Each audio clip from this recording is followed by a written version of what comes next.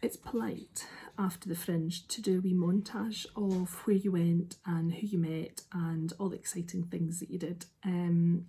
But there's two problems with that. Number one, I didn't take enough photos, because it turns out that if somebody takes a photo of you and them together on their phone, it doesn't magically go into yours. Who would have known that that was a thing? And I'm really annoyed because I did meet some of my actual heroes, and I never took a selfie with them.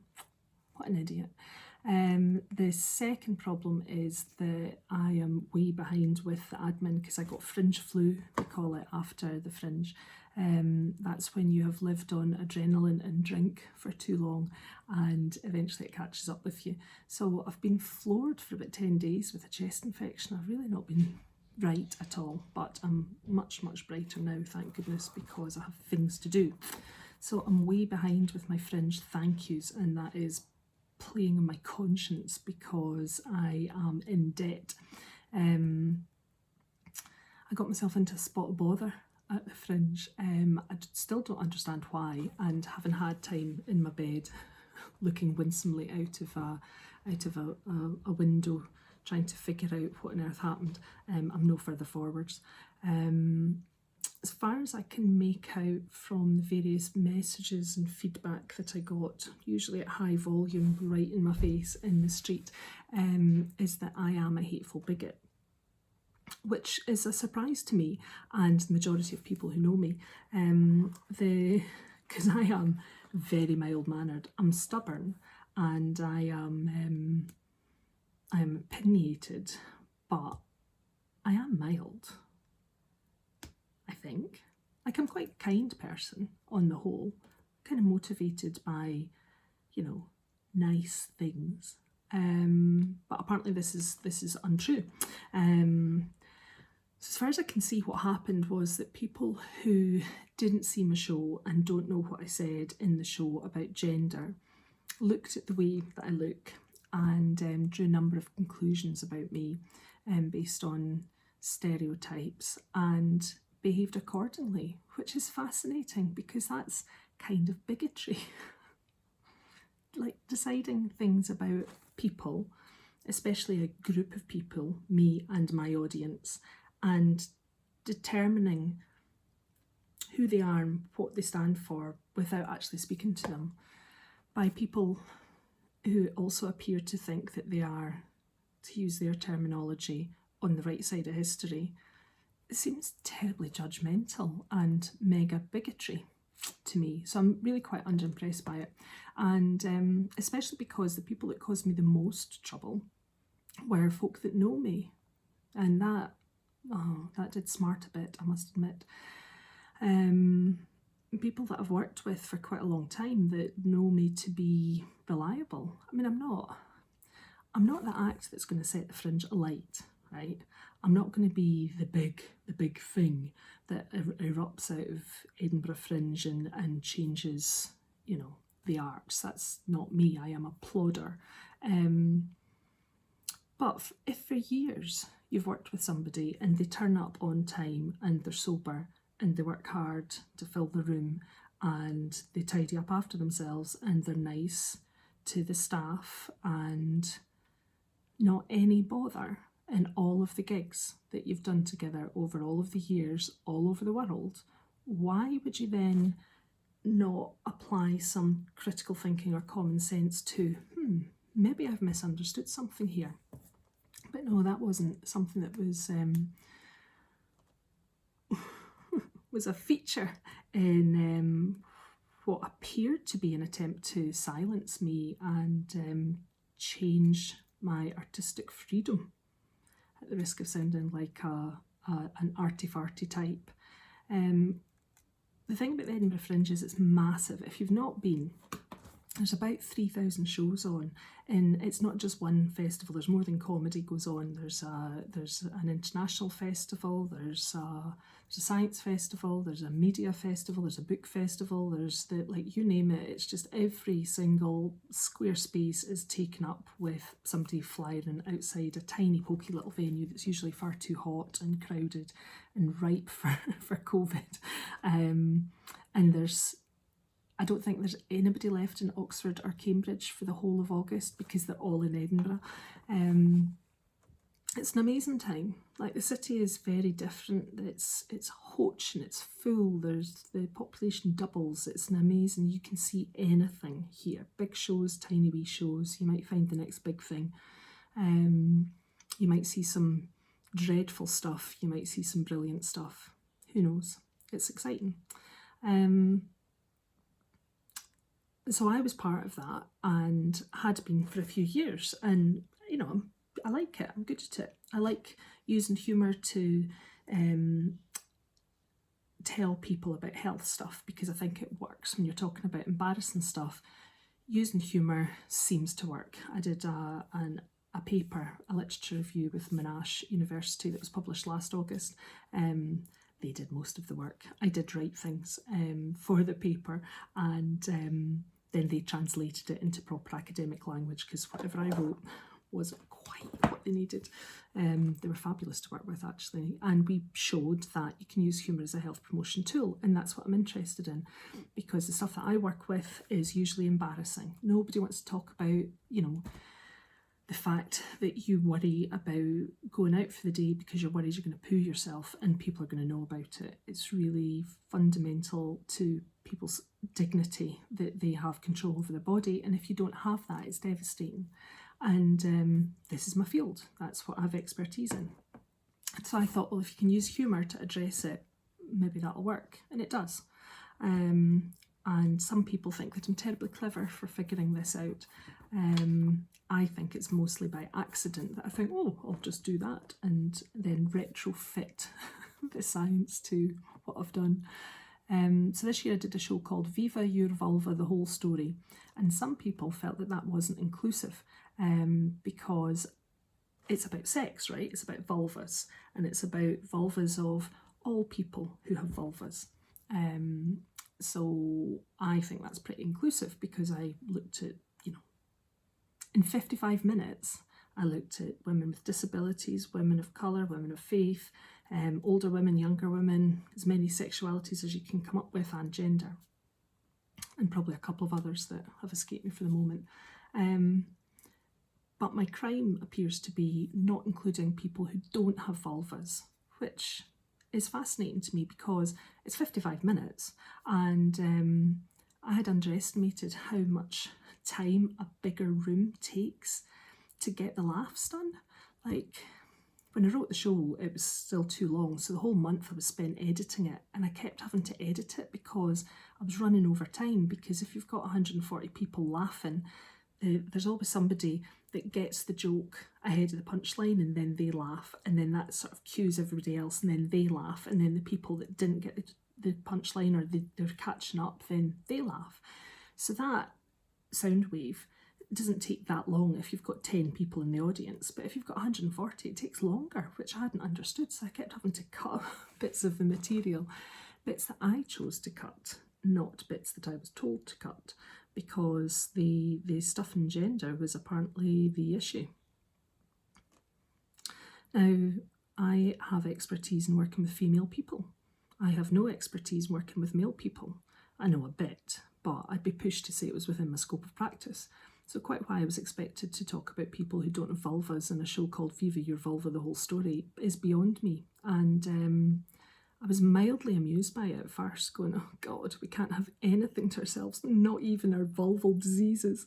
And then it escalated a bit and really got a bit personal and quite unpleasant, and to be honest, a bit frightening a couple of times. There was a couple of times where I actually thought, oh my goodness, what have I started?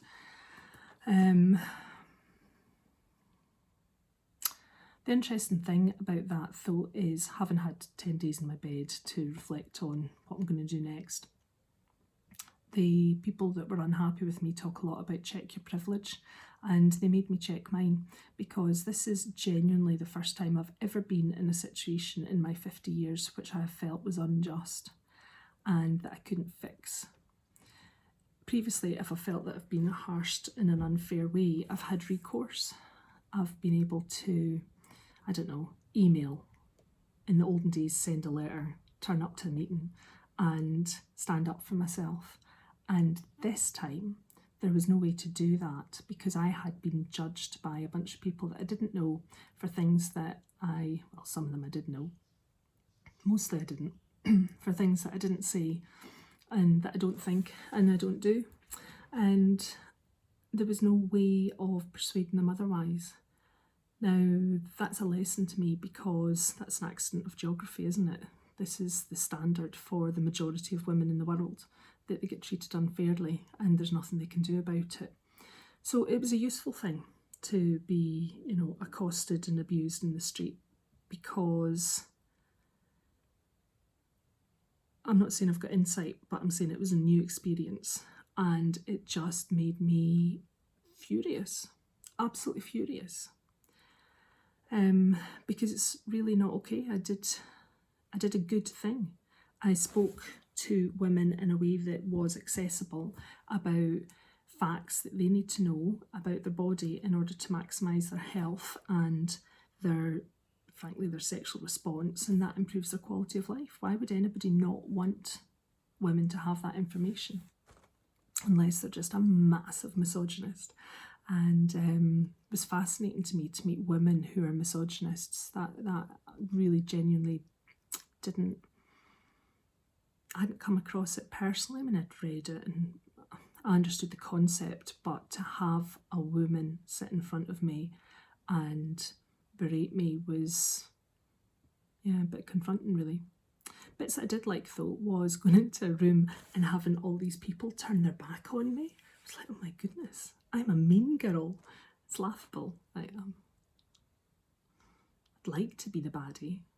Like that, they started hissing. Fascinating. Anyway, the problem that I had though with all of that bullshit was it took up quite a lot of time, like a lot of time to sort out. And that eats into your day for flying. And with a fringe, with a big room, there's money involved, and I had to sell so many seats in order to cover the costs, and if I didn't cover the costs I was going to have a real problem for the rest of the year. So I was getting into a situation where I was not covering my costs, and I happened to say in passing to a friend of mine, oh, I'm going to have an issue here, I don't know how I'm going to sort it. And she, without being asked, went off and set up a WhatsApp group, and all these women, some of whom I barely know, I only know from online talking, organised a rota to go and fly for me. They absolutely saved my bacon, and I am in debt to them, and I don't take it for granted. And it was really, at the risk of sounding like an arty-farty person, it was really humbling because it was deeds, not words, in action. They didn't give me platitudes. They didn't say, oh, you'll manage. They didn't give me a wee pep talk. They just got my flyers and went out and flyered, which was amazing. And that's how the room got full, because they were telling people about the show. And I'm so grateful, because I didn't mind not having a full room anyway, because, you know, if one person turns up, one person's turned up, that's great, you do your show anyway. But it was quite gratifying, although it does take longer. Anyway, so the flyers that I had, if you didn't see them, they fold up into a vulva, and then it goes logo vulva. Oh, I messed that up, didn't I? I need two hands. Logo vulva, and the joke is lift the flap, ha ha ha. So that seemed to work. People seem to like that. Always be on brand. Anyway, so I'm very, very grateful, and also because all these women that helped me out, they also made a real fuss of me. If I had an ego, I would be a complete diva. So Forth Valley Feminists, who are a very cool group of women who just do good things. Look, they gave me a badge, which is by a Nem who runs Vadge Badge. I've got the wee box here to show you. Vadge Badges, and in it there is a note that says, thank you for shopping with Vadge Badges. It means so much when people choose to shop with independent designers and makers. Help me smash the patriarchy by using the hashtag, I don't have my glasses on, every Vag deserves a badge. Oh, I've not done this. To share pictures on Instagram. It's great when I see people wearing my work proudly. And what she says in her little in her little box is that she can't advertise her lovely little, look, it's got a wee sparkle and everything, because it's obscene. The algorithms keep removing her work, so I will use that. I've actually missed that there was a hashtag name, I'm sorry, I will do that. And Fourth Valley said, if women were silent, the world would lose its voice. If women hold back, the world would lose its strength. If women held back, the world would lose its strength. I really should have my glasses on. Isn't that lovely?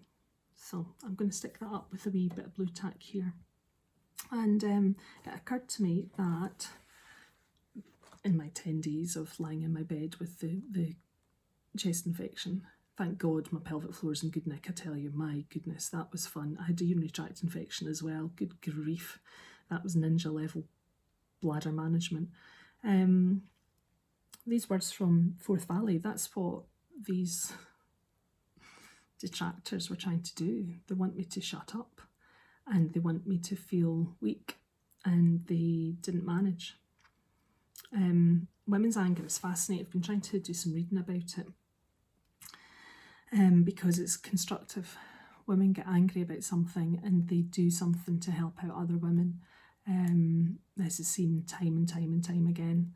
And all that happened with me being abused in the street was, well, it pissed me off. First it scared me, and then it pissed me off. And then I thought, you cheeky wee, because this particular guy that gave me a particular hard time, I know him.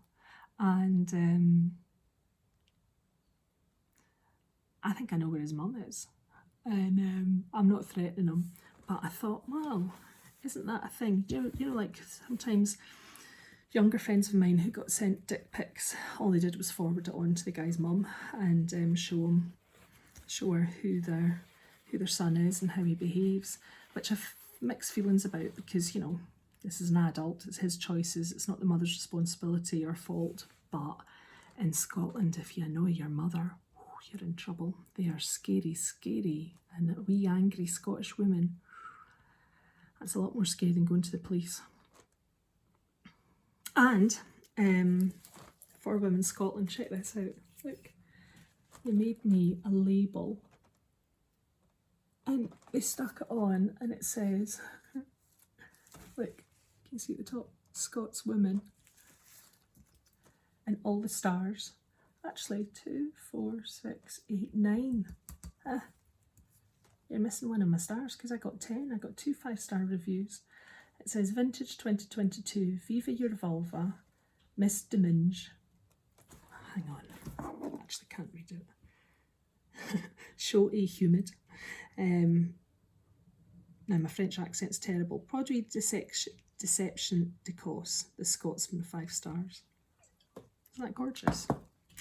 I would say I will never drink it. I will just sit and look at it, but we will. We're gonna sit down one day and drink that, me and these women.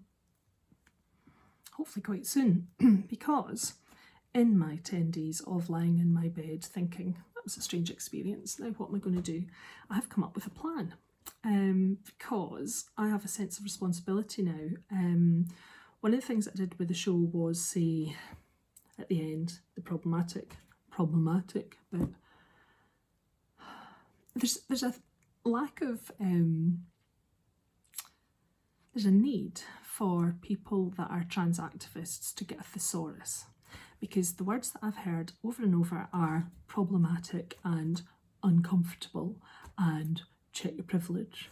So I did that and I thought, that is actually true. I can move forwards and be useful now that I have recognised that that was a new experience for me. Uncomfortable is something that I got told by somebody that really should have known better, after she had eventually come to see my show that she had judged before seeing it, and then fed back that it made her feel uncomfortable. And I wrote back and said that I was sorry to hear that, because my aim was not to make anybody feel uncomfortable, it was to make them incandescent with rage about the state of women's health in Scotland. So clearly I had work to do. And the other thing that I've been told several times is that I am problematic. Which makes me smile, because women have been problematic since anybody started to write anything down about women. We are complex, difficult and unmanageable, according to some people who think they know how women should behave. So I must be doing something right. So the plan is to take these, so after the Fringe show had finished, because I said this stuff about gender and because I knew it was provocative, I mean, I'm not stupid, I did know that I was going to, create a fuss of some sort and expect to get, assaulted, but well, you live and learn. So I didn't want to leave people with,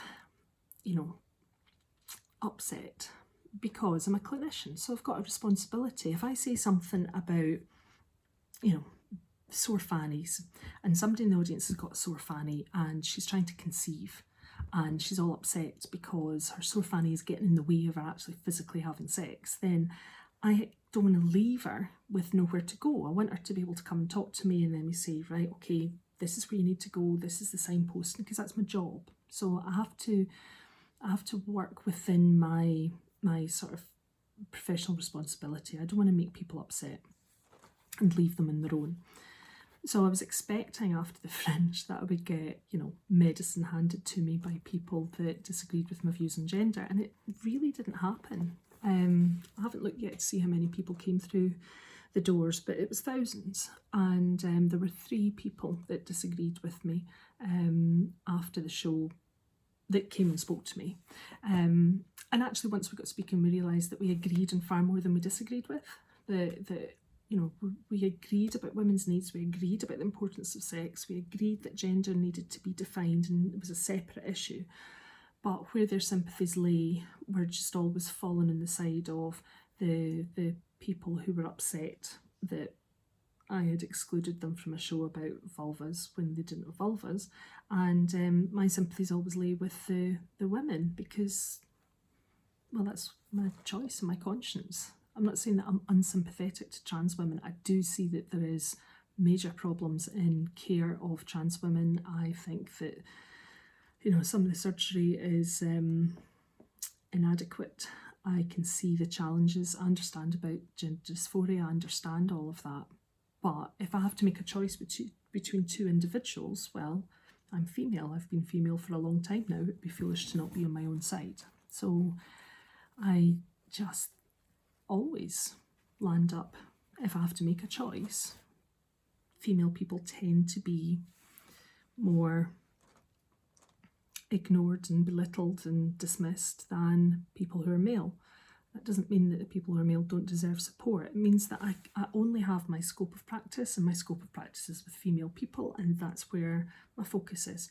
Maybe once I've fixed them, then I'll have time and energy to start looking at male people, but there's quite a lot of work to do over here. So it was really interesting speaking to these 3 people who were fascinating. Like, I learned a lot from them. I'm grateful that they took the time to come and talk to me. But we left the conversation both with our minds unchanged, but with greater understanding. That's a good thing. It's a good thing. I didn't include trans women in the show because they don't have vulvas. They might have a neo-vulva if they've gone and had surgery, but that is not an organ in the way that women's bodies have these organs. It's a different thing, and it has different needs, different care needs, and it's not relevant to what I was talking about in 55 minutes. It's quite a lot of stuff to fit in. I had to do quite a lot of editing as it was, without bringing in things that aren't relevant to vulvas. I mean, if you came to the show, you'll observe that I also didn't mention anything about, beekeeping or energy efficiency or 17th century French architecture, because none of those things are relevant to vulvas. So that I see it in exactly the same way, and I don't have any shame in that at all. I understand that it could be upsetting for a person that was male and trans-identified to not be included in the show, but well, maybe next year I'll do a show about trans women and their problems, but I think I'm going to be a bit busy with dealing with the female stuff for a while. Anyway, what happened after the show was my favourite bit, because all these people took the time to come and find me and tell me stories, either about themselves or about people that they care for. And some of them were to do with women's health, some of them were to do with women's issues, some of them were to do with gender issues. And in 3 weeks, 3.5 weeks, forget how long that is, 25 days, I didn't have a single person ask me a single question that I didn't know the answer to or where to send them to find the answer. So it occurred to me, I'm quite good at this. You know, that's rapid fire questions from people that are really vulnerable in a place that I'm not sure it's appropriate to be having these conversations in a bar. You know, like, because my background's in clinics, so there's a confidentiality problem. People are telling me deeply intimate stuff, and some of them were very upset because their story was very upsetting. Some of these people are very vulnerable, and I'm speaking to them in a bar. So then I decided, well, at least they're speaking to me in a bar, because the reason they're doing that is because they don't know where else to go for help, and that's a problem. So the issue isn't that I'm speaking to them in a place that's not confidential because anybody could be listening. The issue is that they're so desperate that they're seeking out somebody to go blah at because they have nowhere else. And that makes me angry. So some of the people that shared, you know, deeply personal stuff with me are people that you would know. If I told you their name, you would go, really? And I'm not going to tell you, obviously, because, well, why would I? Everybody that took the time to share something with me deserves that to be respected. It's nobody's business. And it's just tragic that folk with power and influence and resources and an ability to advocate for themselves, an ability for you to think, oh my God, if you don't know how to fix this, then what hope do people with fewer privileges than you have, resources than you have? How are they going to manage? And it just makes me cross. Every single government inquiry for the last 20 years or so that has looked at failures in women's health or maternity services appears to include the phrase, we must listen to women. And that's not happening, and that's why people are seeking me out in a bar or the back of a taxi or sending me DMs on Twitter, or it's not okay. So my 10 days in bed, I've realised that I have information that people not just want, but need. This isn't comedy like, ha ha ha, that was really funny, or comedy that's like, ha ha, you make a really interesting political point, now I'm going to think about that. This is information that people need for their well-being and their quality of life, and it's absolutely scandalous that there isn't a central resource for folk to go and get information about what a fanny is and how to look after it and what basic common disorders are and how to manage them for yourself. And if you can't manage them and you need help, this is where to go to for them, for that help. It doesn't exist. There are pockets of excellence online. There's some really fantastic resources, but they're all run by individual people. There isn't a big push to, they don't have the ability to market it in a way that pushes back against some of the very, very good snake oil salesmen that are sending misinformation out there and causing confusion and doing actual harm. So that's what I want to do. I want to build the thing that I'm annoyed that doesn't exist.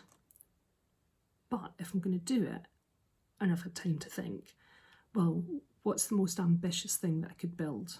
If I could do anything and I had all the resources and all the money and all the right people, what would it look like? What I want is a website, because whilst there are many, many people who don't access the web, in every part of the world there is somebody who can. So if I can reach somebody that works in a small community hospital or is doing an outreach clinic in the middle of nowhere, somewhere remote, if I can give that nurse or doctor or local person that's been trained up with some midwifery skills, some basic care skills, if I can give them the information, then they can disseminate it. So I want to have a central go-to place that's got the basics about what female issues are, about what anatomy is, about how it works, just the basic stuff that nobody's told you. If they haven't told you, they haven't told them. Get that stuff translated into as many different languages as I can. It's all free because it needs to be free. Have all the references for the people that need to have the academic stuff, for the folk that are healthcare professionals, have all of that on. And have it some way of curating the information. So for instance, if you're a PE teacher and you notice that there's this cohort of girls that drop out of exercise every year, they're about 14, they cross their knees when they giggle, you do netball and they stop coming. And the common perception is it's because girls are interested in their hair, they've been up since 5, getting their makeup on, which is a problem in itself because they should be getting up and ready to go and learn, but they're so concerned about their appearance and, you know, anyway, that's a whole other thing and not my field of expertise. I do makeup for beginners. Anyway, so if a teacher notices that this group of kids have stopped exercising or given her excuses, 20% of girls aged between 15 and 25 wet themselves. They do this because normally they've got an overactive pelvic floor. It's associated with anxiety. It's associated with sexual dysfunction, so that when they become sexually active, if they're not already sexually active, then they get pain and penetration. And that can have lifelong implications. All 3 of those things, lack of exercise, anxiety, and sexual dysfunctions. If that pattern is set by the time she's 14, 15, then by the time she's 50, 60, they're still there. With the right observant teacher, with the right skills to be able to raise it, because it's embarrassing saying to somebody, do you wet yourself? There's a way of asking. And then you need to have information to give them that is reliable, and you need to know where to signpost them. If every PE teacher knew that, we would have women exercising for the rest of their lives. And I can't bear it that it's not part of the curriculum. I can't bear it that the teachers, who the majority of whom are there because they care about the young people that they're teaching, they could have a huge influence on the outcome of that young woman's life just by knowing that there's somebody like me that she can refer that young person to. So that's what I want. The teacher would be able to go on the website and click, here's stuff about the people that you work with that might be helpful. And if you think you need to refer them on, here's stuff to give the young person, here's the referral pathway for where I live. It'll be a lot of work to build it for the whole world, but I'm thinking widely, why not? Get it translated into all the different languages, and there will be cultural sensitivities that need to be accommodated, but that's just about communication, isn't it? That's just about adding in different resources for people that have got faith-based requirements and for people that have got different laws that they live under. But the basics of biology and the basics of the issues, I think, are global, and they affect all ages, all classes, since time immemorial. So that is going to be expensive to build, especially because I have zero tech skills, as you can see, because this is supposed to be a video that takes less than 2 minutes apparently for social media. So that's one of the skills I need to upgrade on. So I need to outsource it. Now, I've been really lucky this fringe because, well, I've been really lucky for a long time, but I think I've met the people that I need to make it work. So the tech side of things is just sitting down with people that understand tech and saying, this is what I think the need is. They can work out how to do it. I can do the content, the majority of it. But I need to pay for it because people have skills, they need to be paid for it. And this is a big project, so it needs to, people need to be rewarded for what they can contribute properly. So in order to raise the money, I need to, there's a couple of ways I can do it. I can do a Kickstarter, which seems to be promising. I have friends that have done Kickstarters and they seem to think that I'm onto something that would be useful.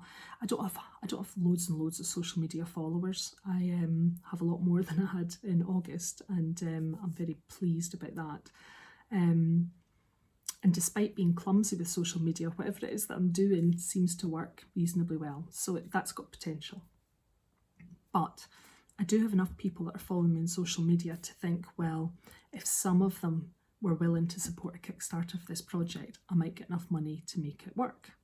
Well, in order to fund the website, the easiest way to do it is to sell the show. So I did film the show, and that footage will be out quite soon online, so you'll be able to buy the show to watch online.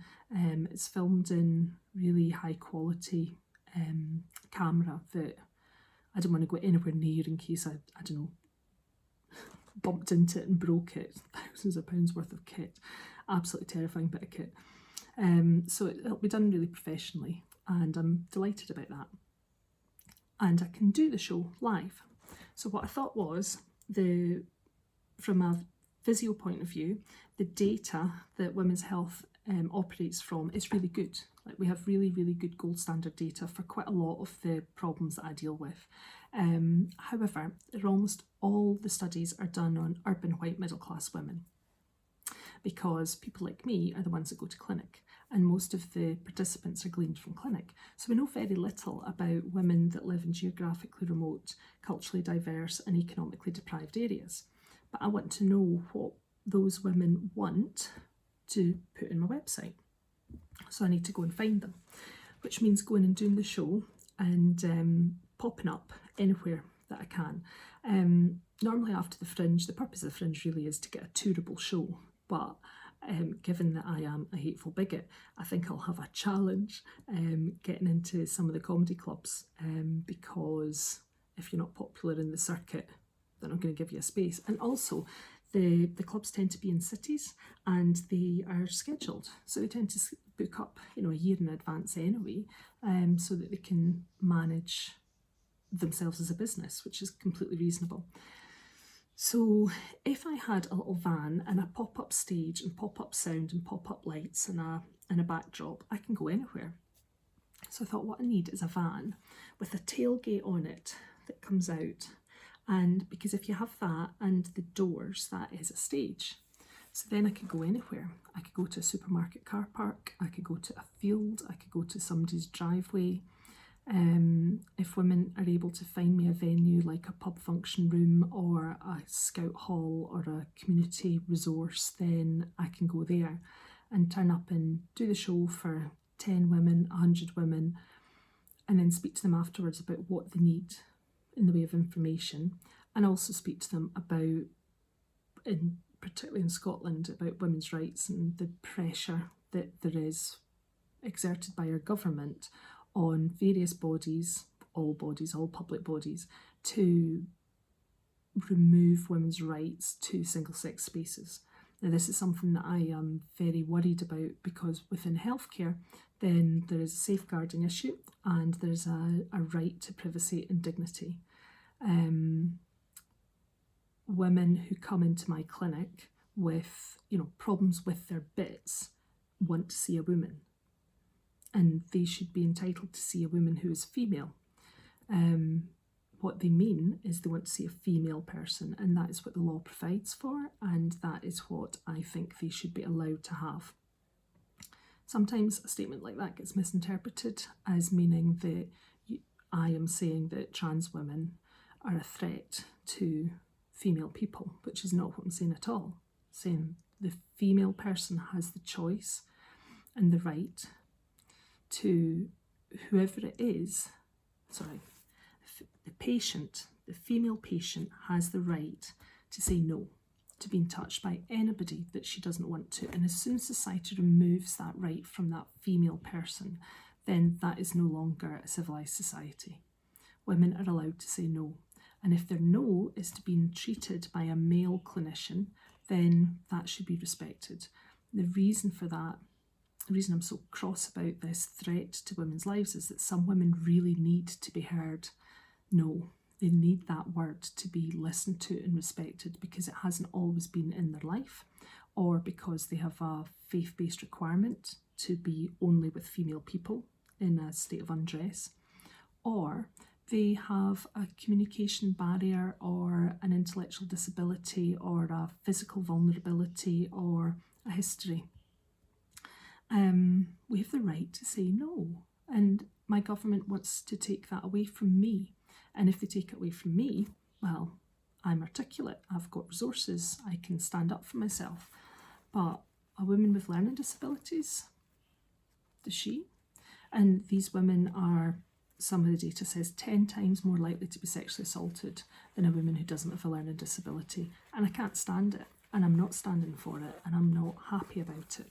So when I do my little tour around, then I can talk about these issues because they pertain to my scope of practice. So it's relevant to what I'm talking about. So that's the plan. In order to do that, I need to have a vehicle to go around. I need this van, and I want to, if money was no object, I want to get it wrapped and call it the Vulva van. Oh. But on the inside, I can get seat covers made in plush material like deep reds and purples and things, because on the inside it's the Vagine machine. Because 50% of women don't know the difference between their vulva and their vagina. So if I'm stoating around motorways with a vulva on the outside, vagina on the inside, that'll help. So if it's a van, you see, I can sleep in it and I can have space for merchandise, and for the like, I'll need chairs, I'll need some sort of a cover for outside for the Scottish weather. So that's the plan. I also thought, you know that scene in Priscilla, Queen of the Desert, where Guy Pearce is on top of the bus in a shoe and he's got all the chiffon floating back in the desert? I thought I could get a big fiberglass fanny made with chiffon pubes. That would be nice, going down the M6. But it would need to be in a magnet. It couldn't be there permanently because parking height, if you go into multi-storey car parks, and also for some places that would not be very culturally sensitive to have a big fanny stuck in the top. I don't think I'd be able to get that in a Calmac ferry to go out to the Western Isles. Not ideal. So when I do that, stoating about in my vulva van to the areas where the women are, having a chat with them about what I know that they need to know. They can tell me what they want from my website. I can talk to them about women's rights and hear what they think, and record that, because I have a theory that these issues are universal, and that there are women who live in areas where they don't have the infrastructure that we have in the UK, who know more about their bodies than women in industrialised countries, because they have been spoken to by their mother or their grandmother or their auntie about these problems, these basic things that you need to manage with, well, problems that you need to manage as a female person. And my friend Copstick, who is a remarkable woman, she runs a charity in Kenya called Mama Biashara, and she gives micro grants to women for whom poverty is the least of their problems, and she set tens of thousands of women up in business over the last 20 years by giving them tiny grants. I mean, it's not a huge amount of money that they need, these women, to get themselves to safety and off the street, and Copstick runs this on her own. But what I've learned from what she's told me about these women that she works with is a lot more about FGM and about birth injuries and about conditions and diseases that we don't see in the West very much. And I think that there's a parallel there that I would like to learn more about, because this website needs to address their needs as well. Because government inquiries say that we need to listen to women. So they're not going to do it. They're never going to do it. It's not a priority. They're too busy telling us what we're not to listen to us, certainly in Scotland at the moment. So that's what I'm going to do. So when I tour around, I'll be recording from a podcast, which is called Get a Grip, that I've been trying to do for at least 4 years now, and I just have been put off because of tech. It's too hard. I need to stop that and get to grips with it. I have 96 episodes drafted of Get a Grip, with people that are experts or have an interesting thing about women's health. And what we'll do is discuss the one issue and figure out whose responsibility it is, who it is that needs to get a grip, and have resources for listeners to listen to, and a draft letter to download if they wanted to, and send to their elected representative to say, this is an issue that I'm interested in, this is what I think you should be doing about it, and push them into funding women's health, and push them into understanding that these issues pertain to female people and deserve attention. So that's the plan. In order to do that, I'm going to sell some packs. I'm going to get some merchandise organised, which I've been talking about for ages. I need to get Teflon badges. I've made a joke about how abuse didn't seem to be sticking to me online, and I couldn't figure out why. I still don't really understand why. Some women get really piled on online, and I haven't been yet. I mean, it'll come, but so far I haven't. And I made a joke that speaking at the Forth Valley Feminist organisation event in International Women's Day did something magic, and I got covered in Teflon, so the abuse just slides off. So I need to do some Teflon badges. I've made Turf Vibes badge, which is what a young member of staff said my audience were giving off, which just made me laugh, because it's about vibrators, isn't it? And I'm going to do like a series of little badges, because apparently this is what you need for a Kickstarter. And I've got a poster that I made of Viva la Vulva. It says in legs, bare bums making the letters. So I can do that as a poster and cards, and I can get some merchandise made. I've got a link with that, and I've made some packs, which I can post to you, which are Viva Your Vulva. So I've made a booklet that's got like basic information about what a vulva is and what it's not. Do a self-portrait. It's sort of like a how-to guide for people that have got vulvas, what's normal, what's not. And the last page is a tear-off slip, so that, that's one of my kids' home, so that if you need to see a doctor, you can ask for help, because sometimes it's the language about knowing how to ask for help that's the challenge. So there's mirror, so that you can check your bits out. There's lube, and there's a bullet vibrator, and there's some smellies, and a posh, very posh actually. Quite impressed with this fancy cup of tea that doesn't have what's the word? Caffeine-free tea. Stop your bladder from getting irritated. So I'm going to sell these on my website somehow, and with that then I'm hoping to raise enough money to be able to buy the merchandise stuff that I'll need for the Kickstarter, and then hopefully the Kickstarter will work so that I can get some sort of vehicle to start going around the tour, and hopefully with that I'll be able to use social media to get the women who have been amazing to find me venues and women to speak to, and then I can figure out whether what I think they need is actually what they want, and hopefully do some research as well to find out the prevalence of different conditions like incontinence, prolapse, yada yada yada. That's my plan. I have some thank yous to do. I hope you've been admiring my badge. It's a Vadge Badge. This was a gift. I know, I did a show. They organised helping me out with the show, and then they gave me presents as well. Now, this was a present from the Forth Valley Feminist women, and they had a little card that says, "Be loved." I need my glasses. If women were silent, the world would lose its voice. If women held back, the world would lose its strength. God.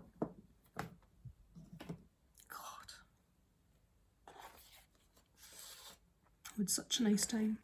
And the thing about the Vadge Badge, like it's got a wee sparkle on it for the clitoris, it's very nice, is it's a woman that's working independently.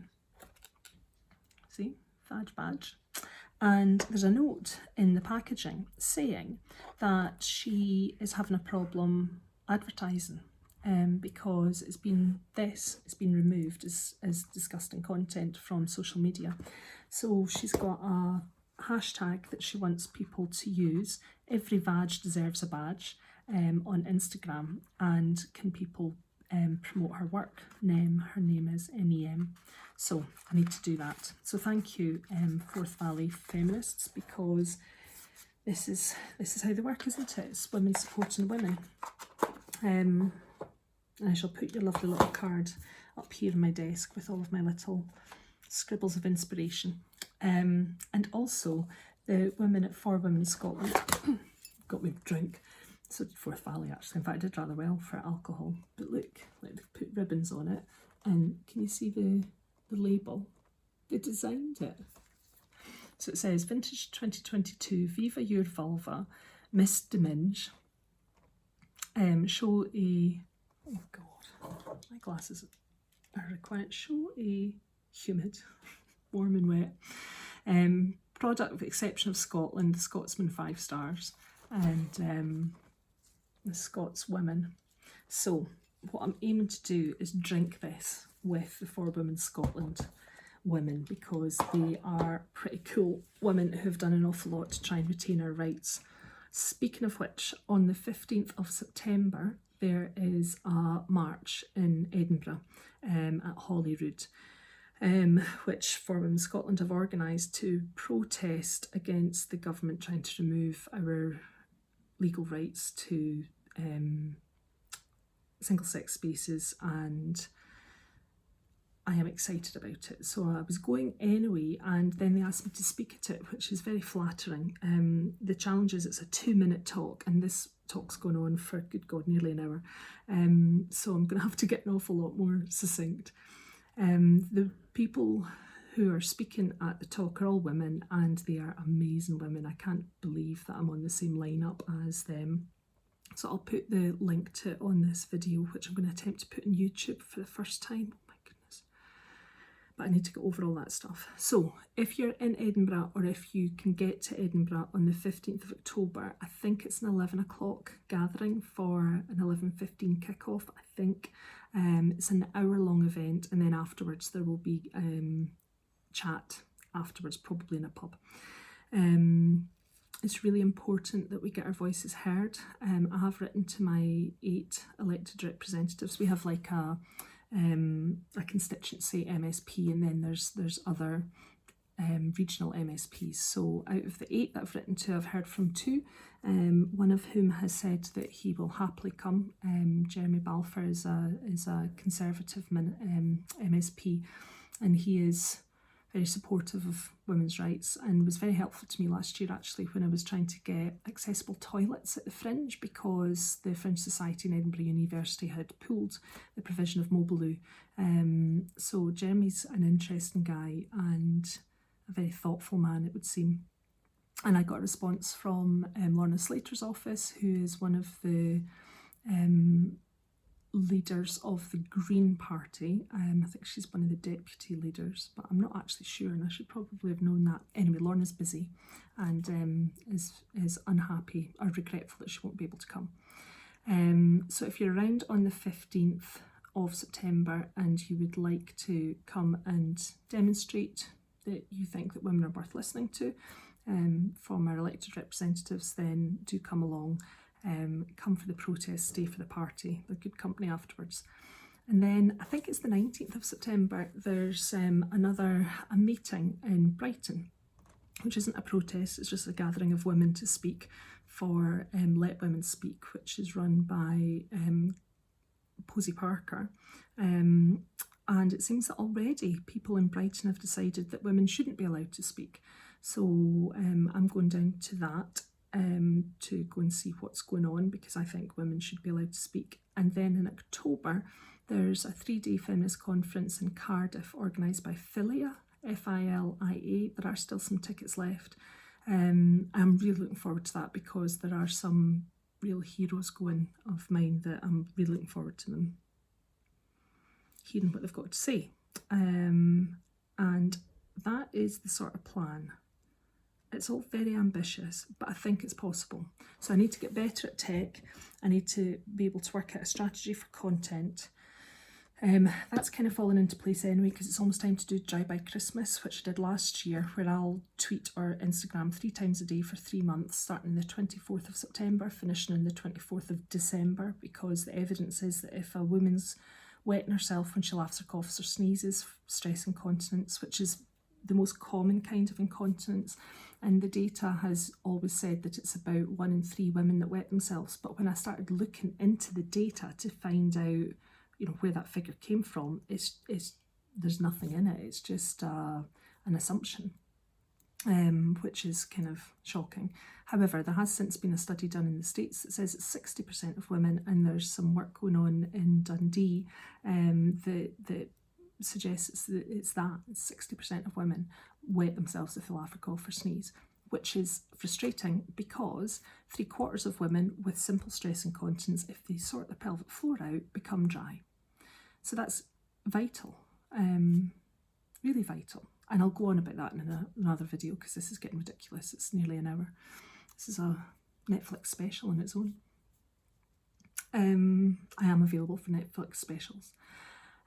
So you can put an alert on your Instagram and your Twitter if you follow me at gussiegrips on Twitter and at gusset_grippers on Instagram. Then I'll remind you 3 times a day to do your pelvic floor exercises. I'll be tweeting jokes and facts, and it's just something to catch your attention, and I'll talk you through how to do it. I'll do another video another time for that. So I need to get better at doing social media for those 2 reasons. I'm on a mission. I'm going to fix the fannies. We're going to stand up for the fannies. I will get my little packs organised, and if you would like to buy one, I will be very grateful because there's work to do. So thank you for all the support that you gave me in the Fringe. The positives far outweighed the negatives by a long, long way. The people that made me feel warm and fuzzy were far more than the couple of people that had got the wrong end of the stick. And not a jot do I give about them. Right, that is nearly an hour.